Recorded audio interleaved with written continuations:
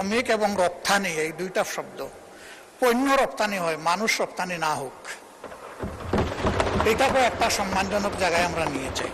তারা কাঁদে কিন্তু আপজকে চোখের পানি দেখায় না, চোখের পানি লুকিয়ে কাঁদে, ভিডিও কলে কথা বলে, আর্টিফিশিয়াল হাসি দেয়। অনেকের সাথে এরকম কথা হয়েছে। আমি জিজ্ঞেস করি, তোমাদের এই বুবা কান্নার খবর কি তোমাদের আপনজন জানে? কয় আস্তাগফিরুল্লাহ। আমার বিনয়ী অনুরোধ, এই ভাই বোনগুলোকে যেন আমরা টাকার মেশিন হিসাবে না দেখি।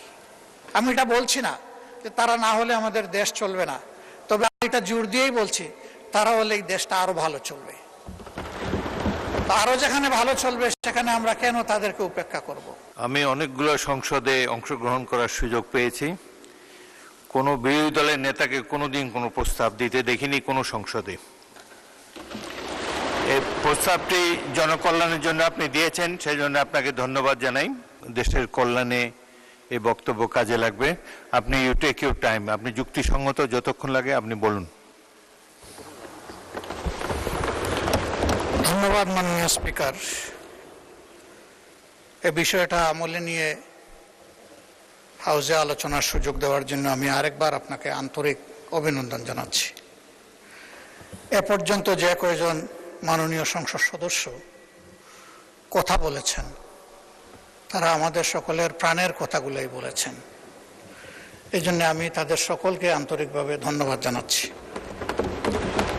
বিশেষ করে মনিরুল হক চৌধুরী সাহেব যারা বক্তব্য রেখেছেন, তাদের সবার মধ্যে উনি বয়োজ্যেষ্ঠ, কিন্তু উনার কথার মধ্যে গরম এবং নরম প্রচুর রস ছিল। তিনি তার রসের মধ্যে আলোচনাটাকে হারিয়ে ফেলেননি, বরঞ্চ রস দিয়ে ফুটিয়ে তুলেছেন। এটা তার আর্ট, এই জন্য তাকে বিশেষভাবে আমি ধন্যবাদ জানাচ্ছি। আমরা সবসময় বলে থাকি যে পজিশন অপোজিশন মিলেই তো হাউস পূর্ণ হবে,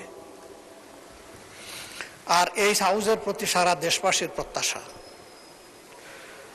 আমরা আজকে যাদের কথা বলছি তারা আমাদের কারো না কারো ভাই, কারো পিতা, কারো সন্তান, কারো আপন আত্মার আত্মীয়। তাদের কান্নাগুলা সব আমাদের সামনে আসে না, এমনকি তাদের পরিবারের সদস্যদের সামনেও আসে না। প্রবাসীরা দুই ভাগে বিভক্ত। একটা অংশ যারা কার্যত রুজি রোজগারের জন্যই পা বাড়ান, এই পর্যায়ে এশিয়ার প্রায় সবগুলা দেশই পড়ে, সেখানে তাদের নাগরিকত্ব পাওয়ার সম্ভাবনা খুবই ক্ষীণ।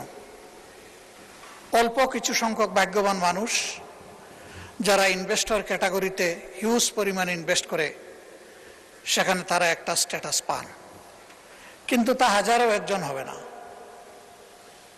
এ সংখ্যা আরো কম। বাকি সকল আমরা তাদেরকে শ্রমিক বলি, আমি শ্রমিক বলতে নারাজ।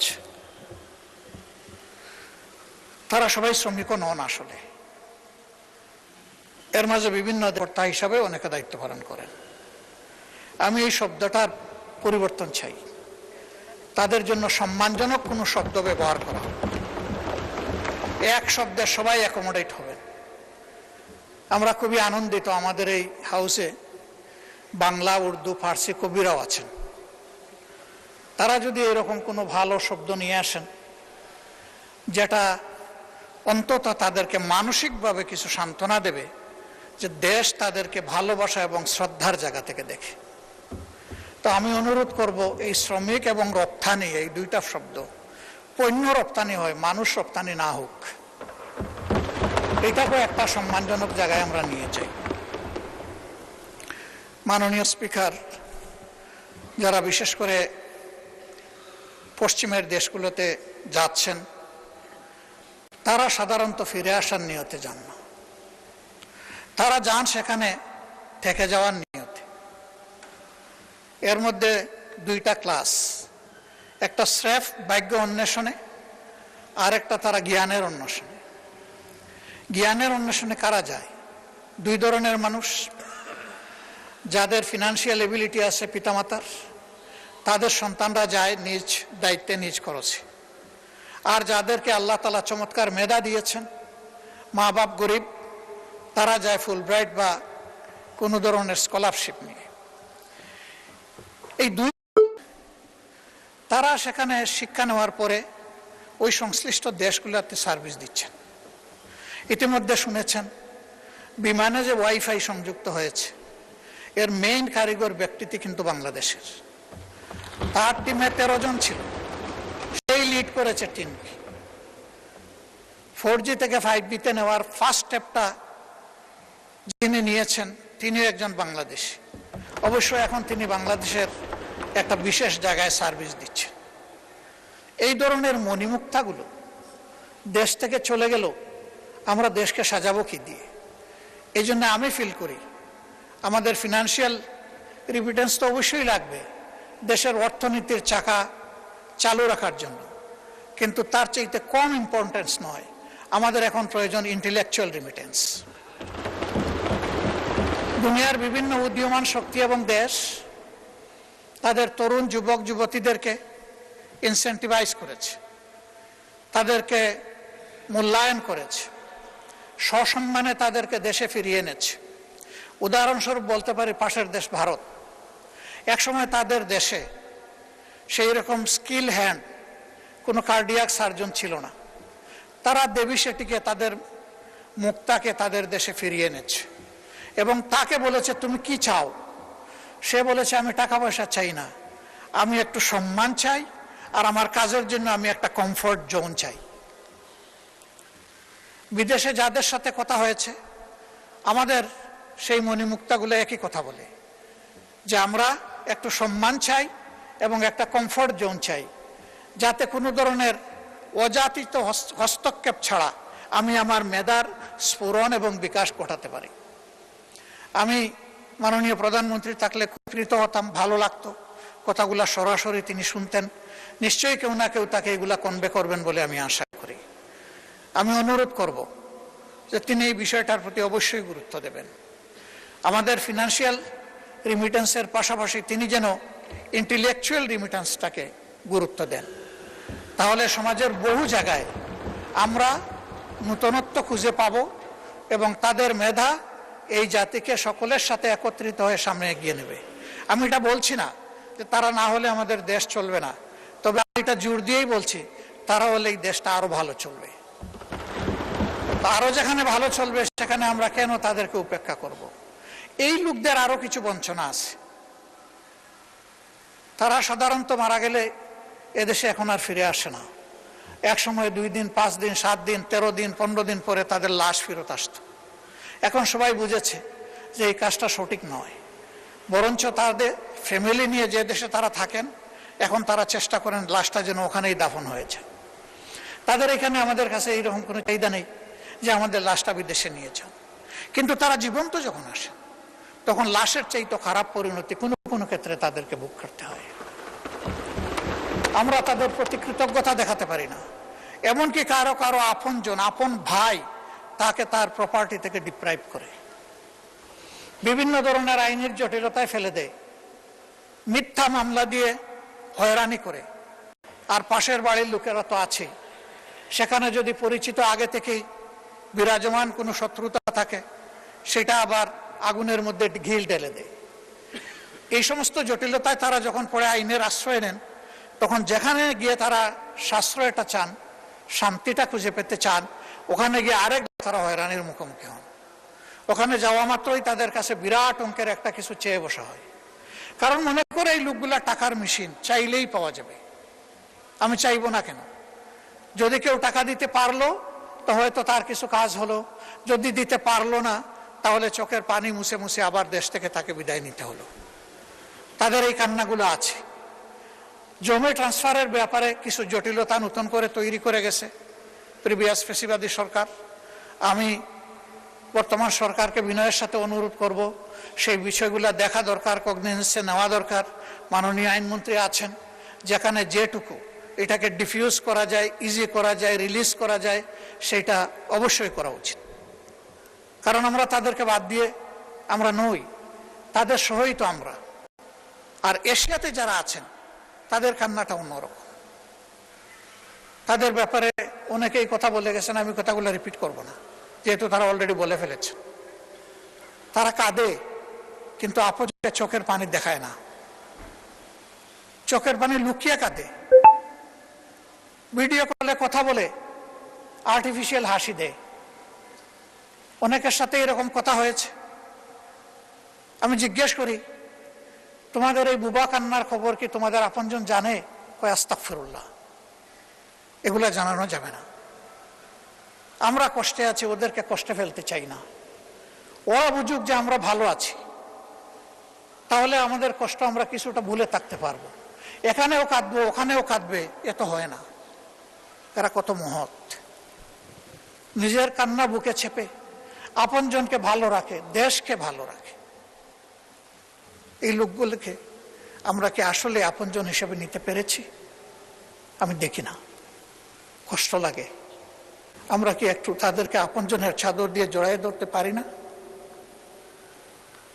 মাননীয় স্পিকার, কেউ মরার জন্য বিদেশে যায় না। আমাদের এই ভাই এবং বোনেরা যায়, দুটা পয়সা রুজি করে পরিবারকে দিবে, দেশকে সাপোর্ট করবে, তারপরে দেশে চলে আসবে। কিন্তু আল্লাহ তাআলা কার মৌতের ফয়সালা কোথায় করে রেখেছেন আমরা কেউ জানি না। তারা যখন কেউ মারা যায়, তখন তাদের লাশটা নিয়ে টানাটানি হয়। আপনজনরা চায় শেষবারের মতো অন্তত মুখটা দেয়। এ লাশ আসবে কিভাবে? সে তো রক্ত পানি করা, ঘাম জড়ানো, যা রুজি করেছিল সবটাই পাঠিয়ে দিয়েছে। আমিও তাদের দুই একটা মেসে যাওয়ার সুযোগ নিয়েছি ইচ্ছা করে। চিন্তা করা যায় না সেই লোকগুলো এখানে থাকে কিভাবে, খায় কি, ঘুমায় কিভাবে। জনাব বরকতুল্লাহ বুলু সাহেব বলেছেন যে অতি নিম্ন ওয়েজে তারা সেখানে চাকরি করে, এদিকে পোষায় না। তারা আজিদের দিকে চেয়ে থাকে, কেউ তাদেরকে একটু স্নেহ আদর করবে কিনা। কেন? এটি কেন হবে? অন্য দেশের লোকেরা তো এরকম হয় না। এখানে ওই সিন্ডিকেট চক্র শুরু থেকে শেষ সব জায়গায় গাঁটে গাঁটে গাপটি মেরে বসে আছে। এই লোকগুলার রক্ত বিক্রি করে ওরা ওদের সাথে উপহাস করে, ওদের বিজনেস করে। এই সব জায়গা অবশ্যই নিত করতে হবে এবং এদেরকে আইনের আওতায় এনে 10 জনকেও যদি শাস্তি দেওয়া হয়, আমি বিশ্বাস করি ওদের সবগুলার গায়ের লোম খাড়া হয়ে যাবে। আমরা যদি সাকসেসফুলি সিনসিয়ারলি এই কাজগুলো করতে পারি, এই সরকারের ক্রেডিট। যে এই দলের যিনি জন্মদাতা, এই জানালা তিনি খুলেছিলেন, তাদের আমলে এসে যদি আমাদের প্রবাসী ভাই বোনদের বঞ্চনা দূর হয়, তাহলে তাদের নামটি ওদের হৃদয়ে সোনার অক্ষরে লেখা হয়ে যাবে। কিন্তু অতি চমৎকার চমৎকার কথা এখানে আমরা ওড়ালাম, কাজের কাজ কিছুই হলো না। যেই তিমিরে সেই তিমিরেই থাকলো। তাহলে শুধু এই সরকার ডিসরেসপেক্টেড হবে না, আমরা সবাই ডিসরেসপেক্টেড হব। আমাদের প্রতি ওদের একটা ঘৃণাবোধ তৈরি হবে যে ওরা কথা বলে সুন্দর সুন্দর, কিন্তু আমাদের জন্য কিছুই করে না। আমার বিনয়ী অনুরোধ, এই ভাই বোনগুলোকে যেন আমরা টাকার মেশিন হিসাবে না দেখি। আমরা যেন আমাদের প্রাণ হিসাবে, কলিজা হিসাবে দেখি। যদি আমরা কলিজা হিসাবে দেখতে পারি, তাহলে তাদের আত্মা যেমন শান্তি পাবে, আমাদের আত্মা শান্তি পাবে। একটা বিশেষ বিষয়ে আমি দৃষ্টি আকর্ষণ করছি। বিষয়টি স্বরাষ্ট্র মন্ত্রণালয়ের সাথে সম্পর্কিত। এটি হচ্ছে ভিসা জটিলতা। অনেকে বলেছেন, আমি পার্টিকুলারলি জিজ্ঞেস করেছি তাদেরকে, তোমাদের সমস্যাগুলো কোথায়? তারা বলেছে, আমরা তো আগে করেছি কনভেনশনাল পাসপোর্ট, এরপরে করেছি আমরা এমআরপি, এখন ই পাসপোর্ট করতে গেলে এমআরপি এবং আমাদের এনআইডি, এই দুইটা হুবহু মিল থাকতে হবে। আমাদের অফিস ল্যাপসেসের কারণে, ওই আকার রেখার নামের একটু অধিক সেদিক, বয়সের একটু সামান্য তারতম্যের কারণে এখন আর ই পাসপোর্ট হচ্ছে না। ফলে আমরা কিন্তু অনেকেই এখানে ইলিগাল হয়ে গেছি অলরেডি, আর কেউ কেউ হওয়ার উপক্রম। এই সংখ্যা শত নয়, হাজার হাজার। এই প্রবলেমটা কিভাবে সর্ট আউট করে সলভ করা যায়? দুর্বলতা কিছু আমাদের অফিসিয়াল, কিছু হয়তো তাদের, কিন্তু মানুষগুলো তো আমাদের, এরা তো আমাদের অ্যাসেট। আমাদের এই অ্যাসেটগুলাকে কিভাবে আমরা এই ব্যাপারে হেল্প করতে পারি, এটা তাদের মেইন প্রবলেম। তার লিগ্যাল ইনস্ট্রুমেন্ট যদি তার হাতে না থাকে, তাহলে ওই দেশে সে থাকবে কিভাবে? তার তো ঠিকানা হবে জেল। সে গেল পরিবার আর সমাজকে সাহায্য করার জন্য, এখন ঠিকানা যদি তার জেল হয় তাহলে তো হলো না। তা আমি মাননীয় স্বরাষ্ট্রমন্ত্রীকে অনুরোধ করব, বিদেশের মাটিতে থেকেই এনআইডি এবং পাসপোর্টের এই জটিলতাটা অতি সহজে কিভাবে নিরসন করা যায়, ইনশাল্লাহ আপনি পারবেন, শুধু পদক্ষেপ নেওয়ার ব্যাপার। আমরা আপনার জন্য দোয়া করব, আপনি যাতে পারেন। আর লাশগুলা হয়ে যাওয়ার পরে আমি আল্লাহর নামে দুহাই দিয়ে বলবো, একদিনের জন্য যেন সেই লাশ নিয়ে কোনো টানা হেঁচড়া না হয়। আমরা বেঁচে থাকলে, এই দেশ বেঁচে থাকলে সসম্মানে আমাদের কাঁধের উপর করে যেন সেই লাশগুলা দেশে নিয়ে আসা হয়। এরপরে দূতাবাসের ব্যাপারে যে কথাগুলো বলেছেন, আমি সবগুলোর সাথে সম্পূর্ণ একমত। কিন্তু দূতাবাস কর্মকর্তা কর্মচারীরা আমাদের ভাই বোন, আমরা তাদেরকে অপমানিত করতে চাই না। সরকারের উচিত তাদেরকে প্রপার ওরিয়েন্টেশন দেওয়া। এবং এখানে যে একটা চমৎকার প্রস্তাব এসেছে যে একটা সংসদীয় টাস্ক ফোর্স হতে পারে, দুনিয়ার ভালনার যে সমস্ত কান্ট্রি যেখানে আমাদের সমস্যাগুলো বেশি, এই টাস্ক ফোর্স মাঝে মাঝে ফিজিক্যালি সেগুলো ভিজিট করবে, করে তাদের কথা নিজ কানে শুনবে। সেখানে দূতাবাসের আমাদের কর্মকর্তা কর্মচারীরাও থাকবেন। এই সব কিছু মিলে আমরা যদি একটা টোটাল প্যাকেজের দিকে যাই, তাহলে আমি রিমিটেন্স বাড়ার উদ্দেশ্যে বলছি না, আমি বলছি মানবতাকে সম্মান করার উদ্দেশ্যে আমরা এই কাজগুলা করলে আমি বিশ্বাস করি এই রিমিটেন্স দ্বিগুণ তিগুণ বেড়ে যাবে ইনশাআল্লাহ। দেশ এবং জাতি বেনিফিটেড হবে, তারা বেনিফিটেড হবে, সম্মানিত বোধ করবে। আমরা যেহেতু তাদেরকে যোদ্ধা বলছি, আমরা যেন মেহরবানি করে তাদেরকে বীরের সম্মানটুকু দিই। আমার যোদ্ধা আমার বীর, কাজেই তারা যেন বীরের সম্মান পায়। সেইটা কিভাবে পাবে, সরকার এটা ফর্মুলেট করুক। আমাদের কোনো সহযোগিতা চাইলে আমরা হোল হার্টেডলি করবো ইনশাল্লাহ। আজকের এই আলোচনাটা আমাদের কোনো বিতর্ক ছিল না, এই আলোচনা ছিল আমাদের হৃদয়ের কিছু আকুতি। আমি বিশ্বাস করি সবাই সেই জায়গা থেকেই কথা বলেছেন। মাননীয় স্পিকার আমাকে সুযোগ দেওয়ার জন্যে এবং এই আলোচনাটা আজকের হাউসে আনার জন্য আমি বিশেষভাবে আপনাকে ধন্যবাদ জানাচ্ছি। এই আলোচনা সার্থকতা পাক, ইতারে এটা হারিয়ে না যাক, এই জন্যে এই ব্যাপারে আপনার জায়গা থেকে আপনি বিশেষ উদ্যোগ নেবেন, এই প্রত্যাশা ব্যক্ত করে আমার কথা এখানেই শেষ করছি। আল্লাহ হাফিজ, বাংলাদেশ জিন্দাবাদ। আসসালামু আলাইকুম। ধন্যবাদ মাননীয় বিরোধী দলের নেতা। আমি অনেকগুলো সংসদে অংশগ্রহণ করার সুযোগ পেয়েছি, কোনো বিরোধী দলের নেতাকে কোনোদিন কোনো প্রস্তাব দিতে দেখিনি কোনো সংসদে।